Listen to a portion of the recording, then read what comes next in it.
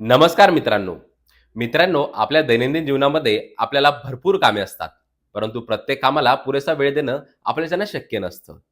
तसंच माझ्यासोबत देखील होत होतं, की मला प्रत्येक कामाला पुरेसा वेळ देता येत नव्हता. मग मी शोध घेतला, की माझा वेळ जातोय कुठे? त्यावेळेस माझ्या निदर्शनात आलं, की माझा भरपूर वेळ हा सोशल मीडियावरती जातो. भरपूर वेळ हा मोबाईल माझा खातो. त्यावेळेस मी असा निर्णय घेतला, की आपण काही वेळासाठी आपली सोशल मीडिया बंद करूयात.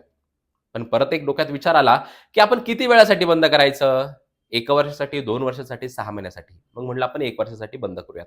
परंतु 1 वर्षाचा गॅप खूप मोठा वाटायला लागला. म्हटलं ते म्हणतात ना, की एखादी मोठी गोष्ट करायची असेल तर तिला तुकड्यामध्ये पाडा. तसंच मी 1 वर्षाला 2 महिन्याच्या तुकड्यामध्ये पाडलं.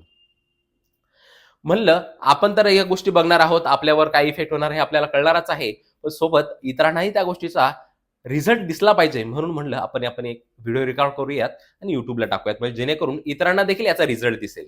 चांगला असेल, वाईट असेल किंवा काय इफेक्ट होतात सोशल मीडिया लेफ्ट केल्यानंतर ते सर्वांना दिसेल. म्हणून हा व्हिडिओ रेकॉर्ड करतो आहे. हा माझ्या पर्सनल रिव्ह्यू घेण्यासाठी मी व्हिडिओ तयार करत होतो. परंतु तुमच्यासोबत देखील मी शेअर करतो या गोष्टी, जेणेकरून तुम्हालाही याचा लाभ व्हावा. आता बघूयात, आजचा पहिला दिवस आहे. आज तारीख आहे 20 मार्च 2025. न आपण 2 महिन्यानंतर परत एकदा सोशल मीडिया चालू करणार आहोत. परंतु त्यावेळेस माझं कल्पना आहे, की इंटरेस्ट राहणार नाही तेवढा किंवा काहीही होऊ शकतं.